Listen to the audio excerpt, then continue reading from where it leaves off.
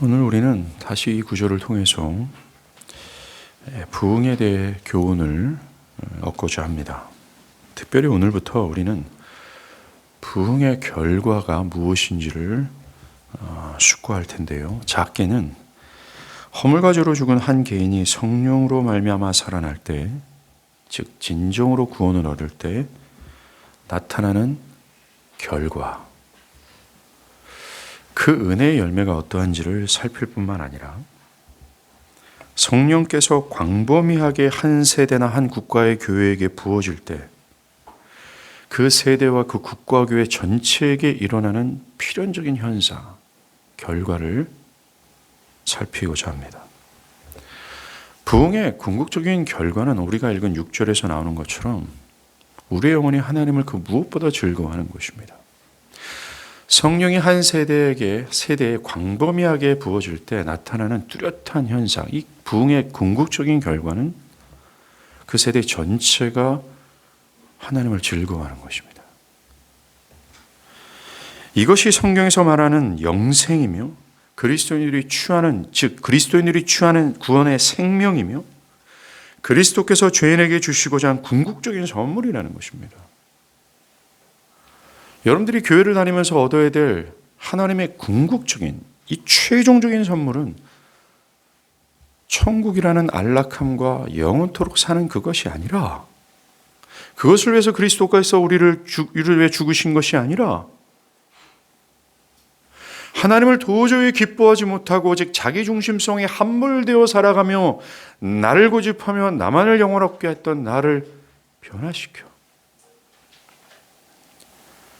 사람들이 돈을 기뻐하고 성공을 기뻐하는 것보다 더 풍성하게 하나님을 즐거워하게 되는 것, 바로 이것이라는 겁니다. 이 부흥의 궁극, 이것이 부흥의 마지막 결과예요. 그러나 이것을 살피기 위해서 하나님을 즐거워하기 위해 필연적으로 깨달아야 할 매우 중요한 사안이 있습니다. 즉 하나님을 즐거워하기 전에 선행되어야 될 매우 중대한 부흥의 결과, 부흥으로서 나타나는 열매가 있다는 거예요. 그것은 바로 나 자신의 비참한 현실을 깨닫는 겁니다. 성령이 각 개인이나 또는 국가적으로 광범위하게 성령께서 부어질 때 나타나는 가장 뚜렷한 현상은 각 영혼들이 자신들이 하나님의 진노 아래 있으며 자신이 하나님의 영광에서 벗어나 있다. 즉 하나님의 말씀을 따르지 않음으로 말미암아 그 거룩하시고 선하신 하나님 앞에서 벗어나 있다라는 자신의 현실을 깨달아 두려움과 슬픔 속에서 자신이 비참한 현실에서 벗어나기를 갈망했다라는 거예요. 이게 부흥의 결과입니다. 즉 구원에서 나타나는 첫 번째 뚜렷한 현상이라는 것이죠. 오늘 우리가 읽은 시편 기자는 자신의 신앙 공동체의 영적인 현실을 깨닫고 주께서 우리를 다시 살리사라고 하면서 생명을 구하고 있습니다. 시편 기자가 주께서 우리를 다시 살리사라고 구한 것은 자신들의 진정한 현실이 자신들의 노력이나 지혜, 어떤 방법으로 회복될 수 없는 상태에 이르렀다는 것을 깨달았기 때문에 그래요. 이 시편 기자가 이렇게 구했던 이유는 자신과 자신의 공동체의 상태가 단순히 어떤 것이 보완해주고 수정되어야 될 수준이 아니라 하나님을 떠난 하나님의 진노 앞에는 완전 죽음의 상태에 있다는 사실을 깨달았기 때문에 그래요. 그는 2차적인 문제가 아니다. 3차적인 문제가 아니다. 우리는 본질적인 문제에 직면해 있다. 우리에게 필요한 것은 이 본질적인 문제, 즉 죽음에서 살아나는 것이다 라는 것을 깨달았기 때문에 그래요. 그래서 그는 살아나기를 바랬던 것입니다. 여러분들, 우리가 읽은 본문의 말처럼 이 사람은 자신들을 향해 하나님께서 분노하고 계심을 직감했습니다. 이들은 유대인들이에요. 그래서 그러하게 이들은 여전히 성전에서 제사를 드리고 있었고 곳곳에서는 하나님의 율법을 배우고 있었습니다. 종교적인 행위나 종교적인 형태는 여전했어요. 그런데 이 시편 기자는 겉모습으로는 아무런 문제가 없는 그러나 겉모습으로는 아무런 문제가 없지만 그들의 진정한 문제를 직감하고 바라본 겁니다. 뭡니까? 종교적으로 행위로는 뛰어나게 그들이 모든 겉모습으로는 아무런 문제가 없으나 그들이 하나님을 온전히 즐거워하지 않는다라는 것. 그들이 마음과 뜻과 정성을 다해 하나님을 사랑하지 않는 것을 본 거예요. 그들이 생수의 근원 되신 하나님을 버리고 터진 웅덩이로부터 보호와 안위와 기쁨을 얻고자 한다라고 하는 타락의 상태에 있다라는 것을 깨닫고, 아하, 그 타락의 상태에는 우리 공동체를 향해 하나님이 진노하고 계시고 분노하고 계시구나 라는 것을 유일하게 깨닫는 겁니다. 그래서 그는 주께서 우리를 살려주십시오 라고 했어요. 그는 분명한 자기 현실을 인식하고 그 분명한 현실 속에서 살려달라고 탄원하고 있는 겁니다. 사랑하는 여러분, 이 사람이 어떻게 우리를 다시 살리사라고 말할 수 있었습니까? 어떻게 부흥을 구할 수 있었어요?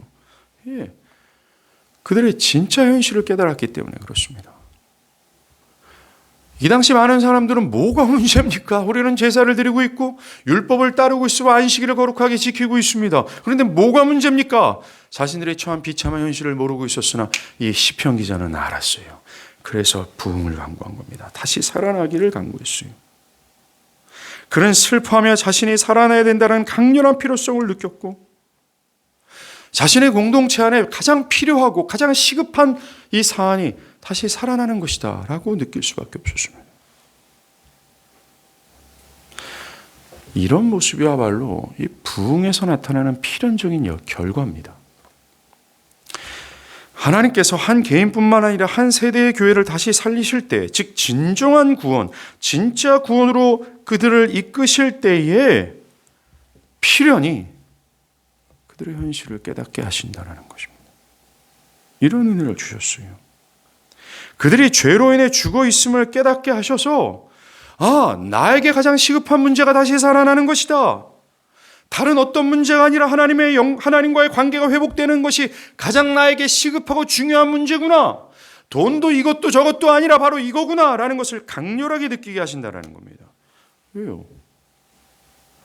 사람들은 자신의 비참한 현실을 깨닫지 않는 이상 다시 살려달라고 하지 않기 때문에 그렇습니다. 자신이 하나님의 곁을 떠나 있다라는 사실을 제대로 깨닫지 않는 이상 하나님께로 가려 하지 않기 때문에 그래요. 영원한 심판 앞에 있어서 영원한 구원이 가장 그에게 소중한 것임을 절절하게 느끼지 않는 이상 이 영원한 구원을 구하지 않기 때문에 그렇습니다. 그래서 피리 성령은 우리를 다시 살리실 때에 우리의 비참한 현실을 깨닫게 하십니다. 여러분들, 성경에서 복음의 정수라고 가리키는 로마서가 있어요. 이 로마서의 구조가 이것을 말해줍니다. 바울은 로마서 서론에서 이 복음은 모든 믿는 자들에게 구원을 주시는 하나님의 능력이다라고 하면서 복음의 대전제, 이 복음의 영광을 선언합니다.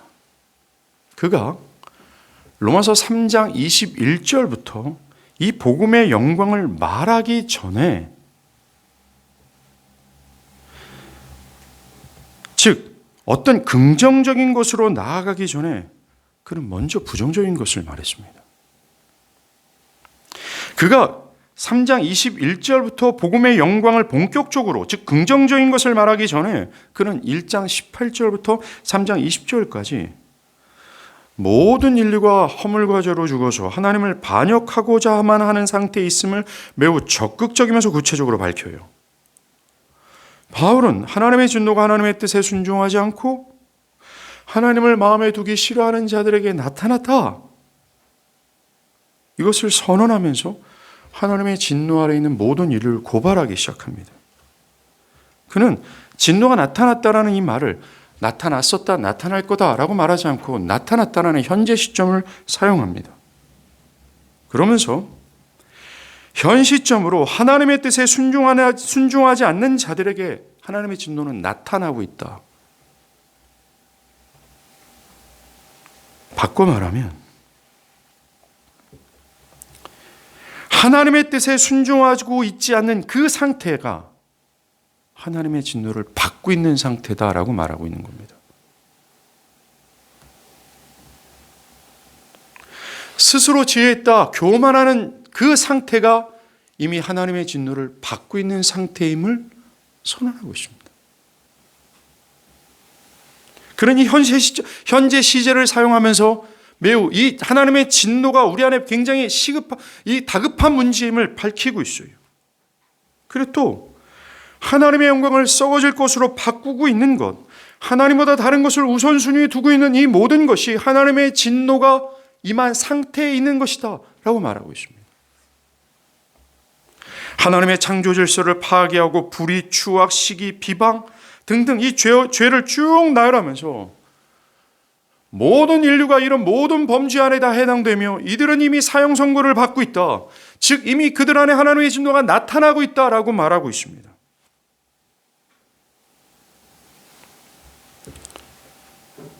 바울은 여기에서 이것이 이방인들의 문제만이 아니다. 유대인들도 이런 진노로 인해 하나님의 진노 아래 똑같이 있는 처지다라고 주장합니다. 유대인들은 율법을 어느 정도 지키면 하나님께 의롭다함을 받고 구원을 받을 수 있다라는 사고를 가지고 있었습니다. 그래서 그들은 자신들의 율법을 어느 정도 지키고 있고 자신은 하나님 앞에 의롭다함을 얻은 죄인이 아니라 의인이라는 자부심을 가지고 있었습니다. 본래 하나님은 마음으로나 행위로나 율법의 단 한 가지라도 평생에 단 한 번만 어기면 죽을 것이라고 했지만 유대인들은 이 하나님의 참된 진리를 망각했어요. 그리고 스스로를 의롭다 평가했습니다. 오늘날 교회 안에 있는 사람들의 사고가 비슷합니다. 교회 안에 있는 사람들을 보십시오. 자신들이 교회를 다니고 있다는 것으로 예수를 믿는다 고백했다라는 이유로 교회가 친숙해졌다라는 이유로 또는 어떤 신앙을 통해서 어떤 혜택이나 유익을 얻으면 또 한때나 아니면 두세 번 정도의 큰 헌신과 열심을 보인다는 이유로 자신이 구원을 확신하며 자신이 생명이 있다라고 얘기합니다. 성경에서 생명이 바로 이런 것이다라고 얘기함에도 불구하고 유대인들처럼 망각하고 유대인들처럼 어느 정도 하면 이라는 사고에 매여 있으면서 자신을 의로운 상태라고 자부하고 있죠. 이런 유대인들에게 로마서 3장 20절은 바울은 어떤 의심이나 반문을 제쳐워서 어느 누구도 하나님 앞에서 스스로 의롭게 되었거나 앞으로도 될 수 없음을 확고히 한 겁니다. 모든 사람이 하나님의 율법이 요구하는 것을 완벽하게 순종해야 살 수 있는데 타락해서 할 수 없다는 겁니다. 어떤 사람도 하나님의 모든 율법을 완벽하게 순종한 의의를 제시하지 못한다는 거예요. 차별이 없다. 즉 모든 인류가 이런 처지에 있다라는 것을 선언합니다. 그래서 최종적으로 뭐라고 얘기해요? 모든 사람이 죄를 범하였으며 하나님의 영광에 이르지 못하고 있다 선언합니다. 이것이 우리의 진실이며 우리의 처지임을 거침없이 폭로하는 겁니다. 그가 1장 18절부터 3장 20절까지 밝히는 우리의 상태를 깊이 있게 묵상하면 수치심을 느낄 정도로 매우 적나라하고 불편한 마음을 가질 정도로 우리의 상태를 비참하고 더럽고 부패한 상태라고 강조합니다. 바울의 이 주장을 여기까지 신실하게 묵상한 독자라면 분명히 괴로워할 것입니다. 그 마음에는 끊임없는 질문이 올라갈 거예요. 그러면 우리가 어찌해야 하나님께 의롭다함을 얻을 수 있습니까? 라는 거예요. 우리의 행위로도 우리의 노력으로도 우리의 본성으로도 할 수 없다면 그렇다면 우리의 처지가 하나님의 진노 아래 있다고 하는 바울아, 그러면 우리가 어찌하면 하나님 앞에 의롭다함을 얻을 수 있습니까? 라고 하면서 애곡하게 될 거예요. 신실한 독자들은 말입니다. 성경에 의도하는 대로 성경을 읽고 있는 독자들은 말입니다. 그럴 때 바울은 그들에게 대답합니다. 그러나 이제는 율법의 한 의가 나타났으니 곧 예수 그리스도를 믿음으로 말미암아 모든 믿는 자에게 미치는 하나님의 의다 라고 하면서 기쁜 소식을 전하고 있어요. 바울은 우리가 믿음으로 의롭다함을 얻는다라는 이 복음의 긍정적인 것을 말할 때 긍정적인 것을 먼저 말하지 않았습니다. 또 긍정적인 것을 먼저 말함으로 우리의 마음을 열게 한 것이 아니었습니다. 우리의 마음을 서서히 달래기 위해서 긍정적인 것을 먼저 말하지 않았습니다. 그는 부정적인 것을 먼저 말했습니다. 부정적인 것을 먼저 말한 후에 긍정적인 것을 전했어요. 어떤 면으로 보면 그는 전략적이지 못했습니다. 심리학적이지 못했다라는 거죠. 왜 그랬을까요? 왜냐하면 우리가 우리의 본래의 상태, 우리의 참된 현실을 깨닫지 못해서 오는 그러나 이제는 이라고 하는 이 복음의 영광을 기뻐하지 않기 때문에 그렇습니다. 그렇다면 내가 하나님 앞에 어찌 의롭다함을 얻을 수 있습니까? 내가 하나님의 진노 아래 있다면 이 사형 선고에서 어떻게 내가 살 수 있습니까? 라는 이 질문이 없으면 그러나 이제는 오직 믿음으로 의롭다함을 얻는다라는 이 복음의 영광, 대영광을 영광스럽게 받지 않기 때문에 그렇죠.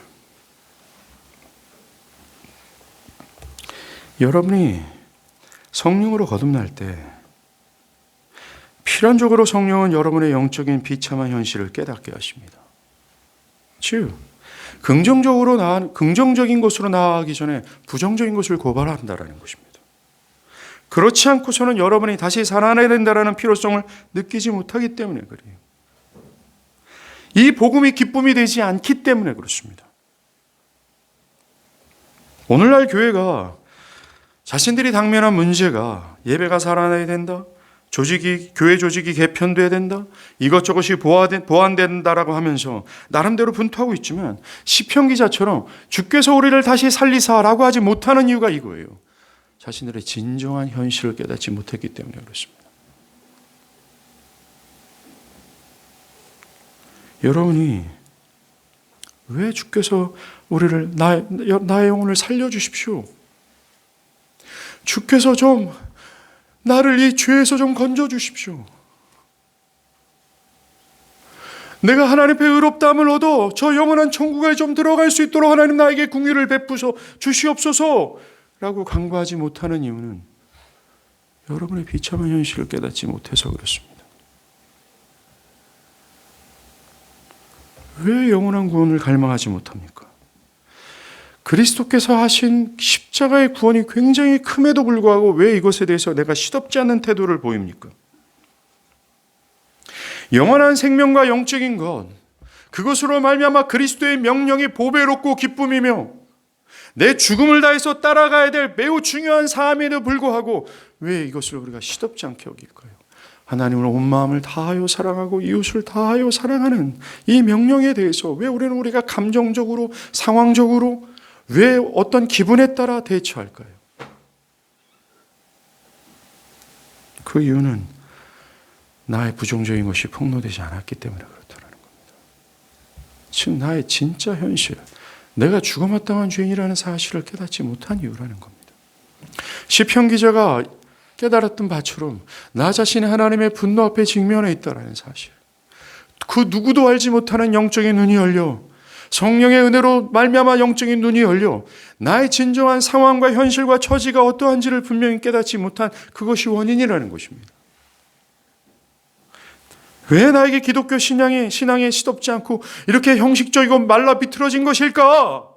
왜 나는 이 바울이 부럽지 않은 것일까? 바울의 삶이 두렵고 꺼려지는 것이고 비참하게 보일까? 그 위에 가장 근본적인 것은 나의 현실을 깨닫지 못하기 때문에 그래요.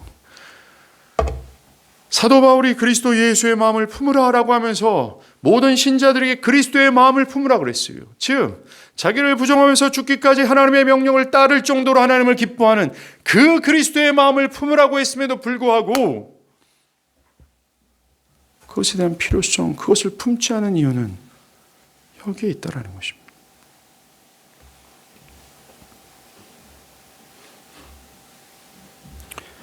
여러분의 가장 시급한 문제가 다시 살아나는 것인데 그것을 구하지 않은 이유는 내가 죽어 있다라는 걸 모르기 때문에 그렇죠.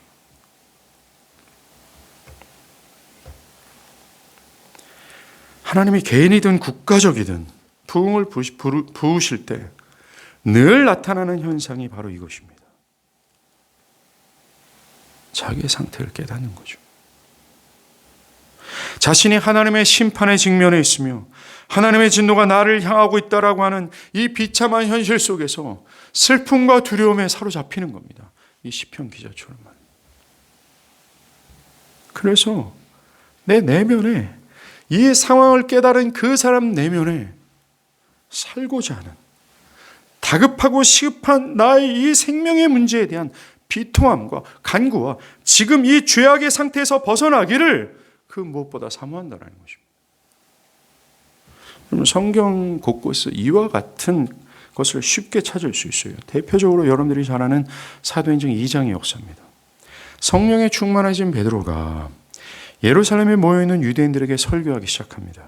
이 유대인들, 아까도 말씀드린 것처럼 자신의 종교적인 행위로 자신이 어느 정도 의롭다 여겼던, 자기의 의를 자부했던 사람들이었다는 겁니다. 도저히 회개가 불가능했던 사람들, 자기 기만과 위선으로 가득 찼던 그 사람들이었다는 거예요. 그런데 베드로가 이들을 향해 그리스도의 복음을 전하자 그것을 듣고 이들이 뭐라고 얘기해요? 사도행전 2장 37절에 그들이 이 말을 듣고 마음에 찔려 베드로와 다른 사도들에게 물어 이르되 형제들아 우리가 어찌할꼬? 마치 로마서를 신실하게 읽어내려왔던 독자가 그렇다면 우리가 어떻게 해야 됩니까? 어떻게 해야 됩니까? 라고 말했던 반응이 나타난 거예요. 이들의 말은 그들 개개인이 하나님 앞에서 죽어마땅한 죄인이라는 사실을 깨달았다라는 말입니다. 그 말로 인해서, 즉 하나님의 말씀으로 인해 그들의 영혼엔 고뇌가 만들어졌어요. 자신들의 영원한 미래에 대해 두려워하게 되었습니다. 마음이 찔렸고 그 괴로움은 큰 고통을 자아냈어요. 이대로 있어서는 안 된다라는 강렬한 무언가를 느끼기 시작했다라는 겁니다.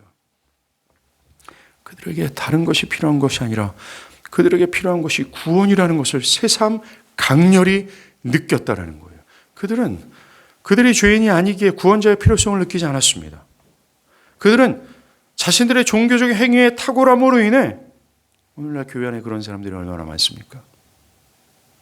그들은 자신들의 종교적인 행위의 탁월함으로 인해 구원자의 필요성을 느끼지 못했어요. 자신의 죄인이라는 사실 또한 인식하지 못했어요.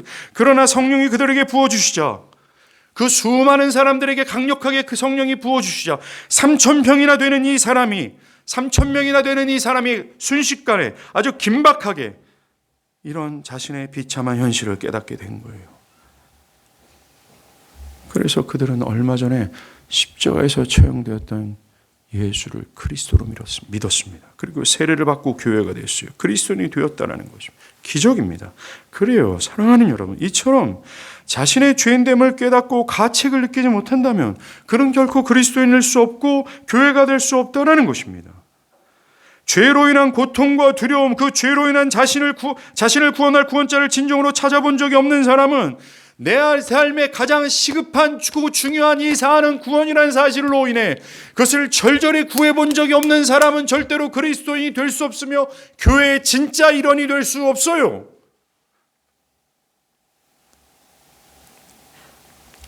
내 교만하고 오만방자한 내 옛 자아와 이 본성이 성령으로 인해서 산산이 부서지지 않고 여전히 나의 나된 상태에 있다면 그 사람은 불가능합니다. 그리스도 이후에 나타난 이 첫 번째 부흥이 있잖아요. 이 첫 번째 부흥은 하나의 표본, 교본과도 같아요. 부흥은 이런 것이다라는 겁니다. 또 있습니다. 사도행전 16장에 바울과 실라가 옥에 갇혔을 때입니다. 근데 성령의 진노하심으로 옥문이 확 열리고 바울과 실라를 묶고 있는 착고가 딱 풀리는 거예요.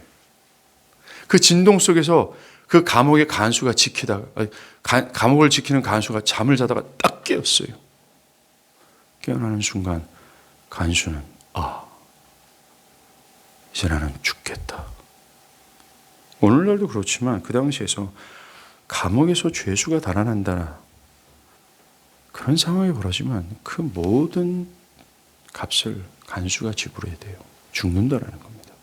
분명히 옥문이 열리고 착고가 다 풀렸다라는 것으로 그런 직감에 죄수들이 도망갔다. 즉 이 온 도시를 소롱케 하는 큰 죄인 바울과 실라가 도망갔다라는 사실로 인해 그는 직감했습니다. 죽었다. 그 칼을 들고 자결하려고 했어요. 그때 바울이 죽지 마라. 우리가 여기 있다라고 합니다. 간수는 바울에게 그렇다면 선생님들이요, 내가 어떻게 해야 구원을 얻을 수 있습니까? 살기를 구해주. 그러자 바울은 주 예수를 믿으라. 그리하면 너와 내 집이 구원을 받으리라. 그러자 그는 예수를 믿고 그리스도인이 됐습니다. 성경 그리스도인이 되는 길이 이런 것이라고 얘기를 합니다. 성경은 그가 성령으로 살아나는 것이 이런 것이라고 꼭 말하고 있습니다. 하나의 표본이었습니다. 내가 살아야 된다라고 하는, 영적으로 살아야 된다라고 하는, 영적으로 내가 하나님을 알아야 된다라고 하는 강렬한 피로를 성령께서 느끼게 하시고, 그 피로 속에서 내 육체가 죽어도 좋습니다. 내가 돈이 사라져도 좋습니다. 나에게 필요한 건 구원입니다. 라는 강렬함을 느끼게 하셨다고. 그들이 그리스도인이 되었습니다. 또 있습니다. 사무엘상 7장 2절에 보면 하나님의 언약궤가 지성소에 있어야 되는데 하나님의 언약궤가 거기 있지 않고 기랏 여아림에 있었습니다. 그것도 20년 동안이나 기랏 여아림에 있었다라는 거죠. 이 말이 무엇을 의미합니까? 이스라엘 백성들이 언약궤가 없는 예배를 드리고 있었다라는 것입니다. 이 언약궤를 두고 하나님 뭐라고 말씀하셨어요? 내가 여기서 만날 것이다라고. 이 예배 최종적인 목적은 하나님과의 만남입니다. 즉 죄로 인해 저주를 받아 하나님께 못 나가는 자들, 하나님을 만나지 못한 죄인들이 죄 사함을 받아 하나님께 만나는 것이 예배의 최종적인 목적이에요. 그런데 언약궤가 없다라는 것은 알맹이가 빠진 예배를 드리고 있었다라는 거예요. 몇 년이요? 20년 동안이나. 이스라엘이 20년 동안이나 자신들의 문제를 깨닫지 못하고 있었다라는 겁니다. 자신들의 이 비참한 영적인 현실을 깨닫지 못하고 있었다라는 거예요. 그런데 그때 사무엘상 2장 7장 2절을 보면 궤가 기란 여아림에 들어간 날부터 20년 동안 오래 있은지라 이스라엘 온 족속의 여호와를 사모하니라. 20년 동안 자신의 비참한 현실을 전혀 알지 못했던 이들이 아하, 우리가 하나님 앞에 형식적인 예배, 하나님을 멸시하고 하나님의 진노 앞에 있구나라는 사실을 그제서야 깨닫고 여호와를 사모하게 됐다. 여기서 여호와를 사모하게 됐다라는 원론을 직역하면 심히 비통했다, 슬퍼했다는 뜻입니다. 예, 그렇습니다. 한 세대 전체에게 성령이 광범위하게 부어질 때 나타나는 가장 뚜렷한 현상, 자신의 비참한 현실을 깨닫는다는 것입니다. 이것이 부흥의 결과예요. 이런 예는 성경에서 수없이 많습니다. 한 개인이 그리스도인이 되는 이 길이 바로 이런 것이라는 걸, 한 세대 전체가 그리스도인이 되는 것이 바로 이런 수순을 밟고 있다는 사실을 성경은 말하고 있어요. 여러분 개개인에도 이것이 꼭 필요합니다. 그렇지 않으면 여러분이 살아나기를 원치 않기 때문에 그래요. 주께서 여러분에게 구원을 주셔야 한다는 필요성을 느끼지 못하기 때문에 그렇습니다. 그 결과 여러분들은 진정한 그리스도인이 될 수 없습니다. 그리스도인이 되고 교회가 되기 위해서는 여러분들의 현실을 깨달아야 돼요. 여러분 안에 있는 이 죄를 혐오하고 자신의 모든 것이 틀렸다라는 전적인 자기 부정과 함께 그리스도의 구원을 간구해야 합니다. 이건 단순히 성경의 기록만이 아닙니다. 좀 18세기죠. 에드워즈가 부흥을 경험한 이후에 이렇게 기록합니다.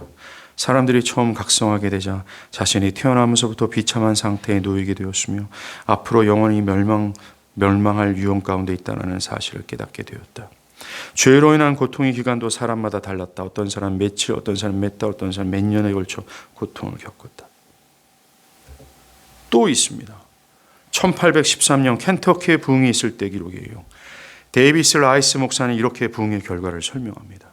내 눈으로 확인할 수 있는 한 분별이 없는 자, 혐오할 만한 천성, 치명적인 죄의 결과들과 영향들이 거룩한 내적 겸손의 감정으로 바뀌는 것이었다.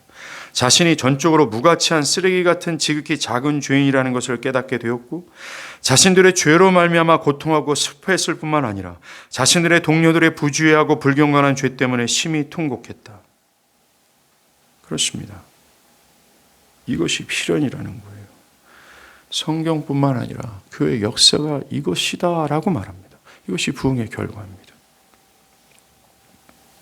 만약 비참한 현실을 깨닫고 자기 전체가 부정당하여 진정으로 그리스도를 구해본 적이 없는 분들이라면, 진정으로 구원을 부르짖지 않는 분들이라면 그분들은 구원이 없는 겁니다. 왜 구원이 있다고 합니까? 마치 왜 우리는 유대인과 같은 입장을 취하고 있습니까?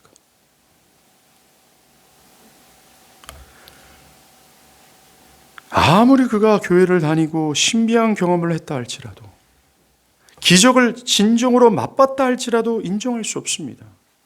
아무리 교회를 열심히 출석하고 또 교회에서 중추적인 역할을 한다 할지라도 그를 그리스도인으로 그것만 보고 인정할 수 없습니다.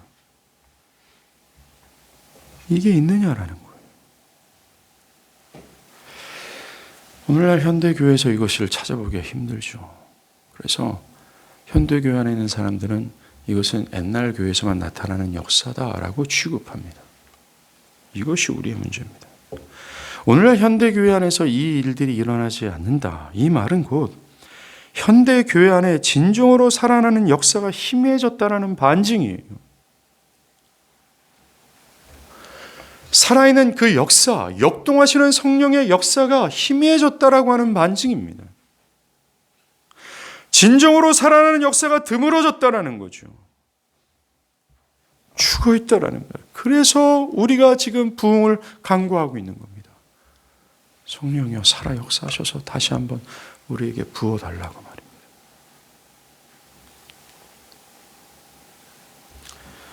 사람들은 부흥을 오해합니다. 부흥을 그냥 교회에 사람이 많아지는 것, 사회가 교회에 대해 칭찬을 하는 것, 어떤 열광적인 분위기의 예배, 종교적 흥분, 이것을 부흥이다라고 오해합니다. 그러나 그것은 결코 성경과 교회 역사가 말하는 부흥이 아닙니다. 나 개인의 부흥도 마찬가지입니다. 어떤 사람이 영적으로 살아나 참된 그리스도인이 되었다라는 부흥은 그 사람이 교회를 다녔다라는 것, 어떤 열광적인 분위기에서 가슴이 뜨거워졌다라는 것, 병이 고침을 받았다라는 것, 신비로운 경험을 했다라는 것, 기도했는데 어떤 문제가 풀렸다라는 것으로 인정할 수 없어요. 아무리 놀라운 경험을 했다 할지라도 그것이 그가 살아났다, 그가 구원을 받았다라는 증거가 될 수 없습니다. 만약 그것이 참된 것이라면 그는 그걸 통해 우리가 지금까지 이야기했던 자신의 참된 현실을 깨달았어야 돼요. 만약 이것이 없다면 그것은 아무것도 아닙니다. 그가 자신의 현실을 깨닫고 슬퍼하고 절망하고 구원을 간구하지 않았다면 그 모든 경험은 아무것도 아닙니다.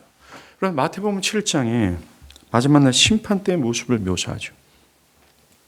사람들이 나옵니다.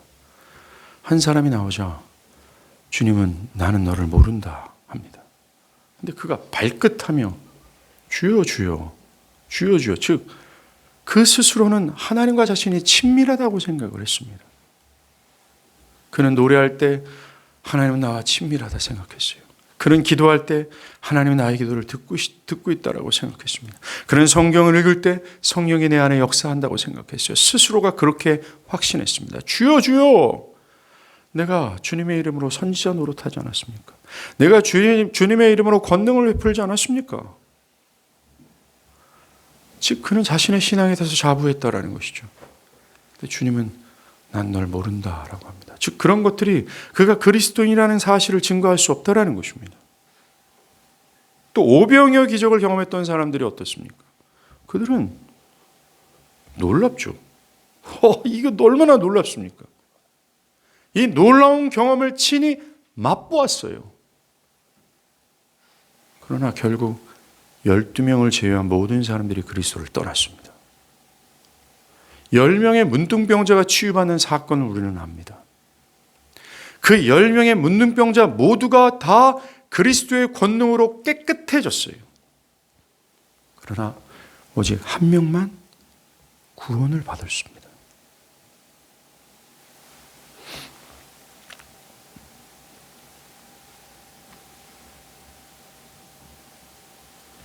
부흥에 참된 증거가 없다면 결코 그가 살아났다 할 수 없습니다. 자신의 현실을 인식하지 않는다면 할 수 없다라는 거죠. 자신의 비참한 현실을 깨닫는 사람들은 부흥의 최종적인 목적으로 이끌림을 당합니다. 여러분들, 부흥의 최종적인 결론이 뭐예요? 하나님을 즐거워하는 겁니다. 이것이야말로 기독교 생명의 중추며 중심이죠.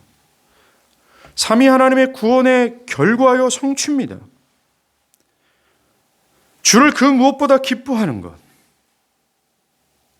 율법을 근거로 말하면 내 마음을 다하여 뜻을 다하여 힘을 다하여 하나님을 사랑하는 겁니다. 현대 교회 사람들은 이 중요성을 모릅니다. 이것이 별로 중요하지 않다고 하며 이것이 없는 자신의 상태에 대해서 문제의식을 못 느낍니다. 즉 내가 하나님을 즐거워하지 않는 것에 대해서 문제의식을 못 느낀다는 거죠. 또한 내가 이렇게 변화되어야 된다는 강렬한 필요도 느낄 수 없습니다. 하나님을 즐거워하는 영혼으로. 부흥의 핵심은 이거예요. 하나님께서 교회를 살리시는 것.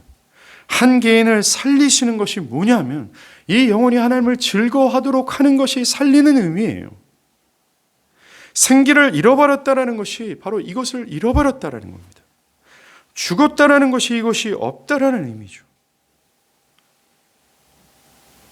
여러분 영혼 한번 살펴보십시오.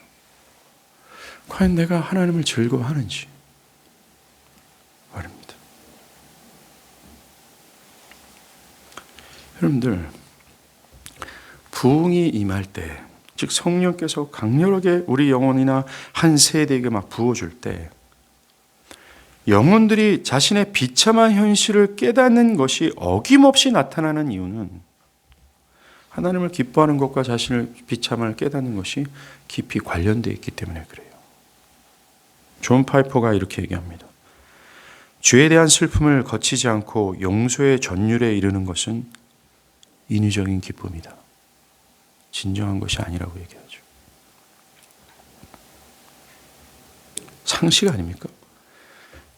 자신의 깊은 죄악을 깨닫고 슬퍼한 사람이 용서를 받을 때 전율을 느끼지 않겠어요? 자신이 뭐 그렇게 큰 죄인은 아닌데 라고 생각한 사람이 용서를 받는다면 그 용서의 전율은 없을 겁니다. 계속해서 파이퍼는 많은 사람이 복음을 통해 용서의 전율을 경험하지 못하는 이유는 자신의 죄를 놓고 마음을 찢은 적이 없기 때문이다. 이들은 절망해 본 적이 없다.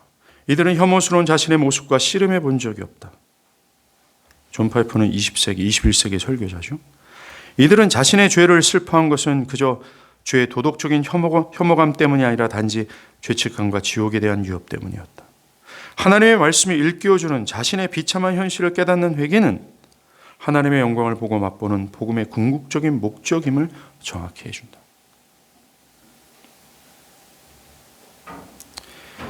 하나님이 죄된 자신을 그리스도 안에서 용서하신다라는 것으로 전율하기 위해서는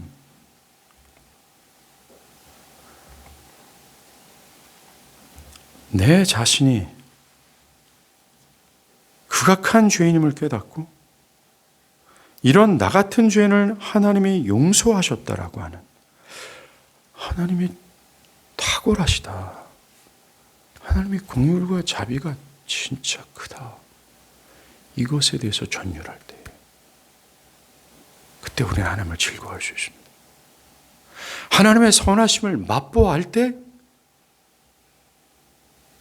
즉 내가 비참한 현실 가운데 있는 죄인으로서 용서받지 못할 그러한 괴수임에도 불구하고 은혜와 자비가 풍성하신 하나님으로 용서함을 받을 때 놀라게 되는 거죠. 하나님이 이렇게 선하시다니. 그것이 하나님의 영광을 보고 맛보는 것으로서 그것으로 하나님을 즐거워하게 되는 거예요. 부흥 시에 어김없이 자신의 현실의 비참함을 깨닫게 하시는 이유가 여기에 있는 겁니다. 조나단 에드워드는 이렇게 얘기해요. 하나님은 죄에 대한 깊은 슬픔을 구원의 필수품으로 요구하신다. 그 슬픔의 본성은 필연적으로 기쁨을 암시한다. 죄를 깨닫고 슬퍼하는 것은 하나님의 탁월함과 자비를 보고 나 자신이 그것에 미치지 못한다는 깨달음에서 비롯되는 슬픔이지만 탁월함과 자비에 대한 이해는 사람의 마음에 기쁨을 낳는다. 누구든지 자신에게 탁월하게 보이는 것을 보면서 즐거워하지 않는 것은 불가능한 것처럼 하나님의 자비와 사랑을 느끼고 우리에게 자비를 베푸시며 우리를 사랑하시려는 그분의 의지를 느끼면서 이것을 즐거워하지 않는 것은 불가능하다. 즉 하나님의 탁월한 자비와 긍휼과 사랑과 은혜의 크기를 경험할 때 우리는 하나님을 즐거워하지 않는 것은 불가능하다라고 얘기를 하는 겁니다. 하나님의 탁월한 자비와 용서, 하나님의 탁월한 자비와 긍휼, 그 풍성한 선하심, 누가 즐거워할까요? 자신의 죄인임을 깨달은 사람입니다. 더 미치도록 전율하며 자신의 모든 것을 통으로 다 내동댕이 치며 하나님을 기뻐할 수 있는 자는 성령의 은혜로 더 내가 극악한 죄인이라는 것을 깨달은 겁니다. 우리가 극악한 죄인이라는 사실을 성령께서 깨닫게 하시고 깨닫게 할수록 내 영적인 시야에는 하나님의 영광과 하나님의 선하심이 더 찬란해지는 거예요. 어떻게 나 같은 죄인을 용서하며 나 같은 죄인에서 아들을 주실 수 있을까? 그 하나님의 선하심을 경험한 신자는 그리스도 안에서 하나님을 따라가면 따라갈수록 폭로되는 나 죄악으로 인해 더 하나님을, 더 영광을, 더 선하심을 보게 되는 거예요. 그래서 그 즐거움이 증폭되는 거죠. 여러분 그러고 있습니까?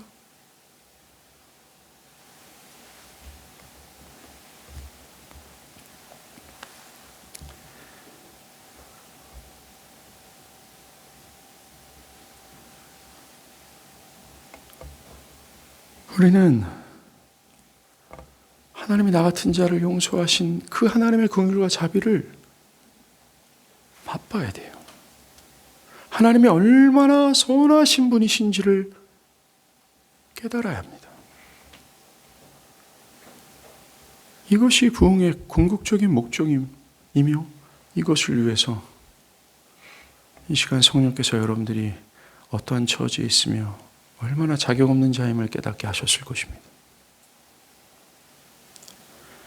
성령의 죄를 깨닫게 하시는 것은 우리를 심판으로 인도하심이 아니라 온 우주에서 가장 가치 있는 하나님을 즐거워하기 위해서라는 거죠.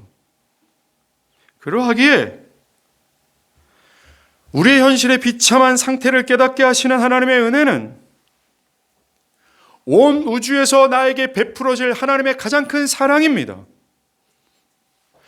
하나님께서 한 영혼을, 한 아들을 자신의 하나밖에 없는 아들을 주시기까지 그 큰 사랑으로 한 영혼을 사랑하기 위하여 자신의 하늘에 있는 모든 긍휼과 사랑이라는 하는 그 엄청난 풍성함을 한 개인에게 부어주시기 위하여 하시는 역사가 우리의 비참한 현실을 안내해 주시는 겁니다. 이것은 사랑이죠. 이 사랑이 나에게 임하기를 구하십시오. 너무나도 크고 형용할 수 없는 사랑과 자비가 나에게 밀려오는 것이 부어지기를 간구하십시오. 강팍한 죄인에게도 부으셨더니 은혜를, 바울이에요. 유대인이었습니다. 나에게도 부어주시기를 구합시다. 그래서 나 자신이 얼마나 추악하고 더러운 죄인인지를 깨달아 나 같은 죄인을 위해서 피 흘리신 은혜에 전율하기를 구합시다. 의인이 아니라 죄인을 위해 그렇게 아들을 내어주신 하나님의 사랑이 얼마나 큰지를 아는 자가 되기를 구합시다. 그래서 하나님을 그 무엇보다 사랑하고 내 모든 것을 다하여 모자랄 만큼 하나님은 사랑받기에 충분하신 분임을 깨닫기를 구합시다. 그러기 위해 나의 모든 위선과 거짓을 벗겨버리시는 성령의 역사가 있기를 구합시다. 얼마 전에 저는 청년 15명과 영하 20도가 되는 날씨에, 그것도 새벽 6시에 1600m가 되는 산을 등산한 적이 있습니다. 너무나 추웠고 바람이 세차서 노출되는 살갗이 바늘로 찌는 듯한 고통을 느꼈습니다. 칠흑 같은 어둠 속에서 걱정과 두려움이 몰려왔습니다. 너무나 추워서. 근데 그 15명의 청년들이 꽁꽁 한 겹, 두 겹, 세 겹, 네 겹 모든 것을 중무장했어요. 근데 15분만 등산하니까 한 명씩 옷을 벗기 시작합니다. 더운 거죠. 이게 성령의 역사 아니겠습니까? 성령의 불은 아무리 강팍하고 위선적이고 자기를 기만하는 사람이라 할지라도 녹이시는 사랑의 영이십니다. 이 사랑의 영께서 우리의 고집스럽고 교만하고 자기 현실이 어떤지조차도 모르는 무지한 우리의 상태를 조명하시고 벗기시는 은혜를 구하길 간절히 바랍니다. 하나님은 약속의 하나님이세요. 너희가 부르짖으면 내가 응답할 것이다 라고 얘기하시고, 너희가 두들기면 열릴 것이라고 얘기하시며, 너희가 찾으면 찾게 될 거라고 말씀하십니다. 이 소중하고 이 필연적인 이 은혜를 구해야 되지 않겠습니까? 하나님은 여러분들의 기도에 절대로 외면하지 않고 응답하실 것입니다. 기도하시겠습니다.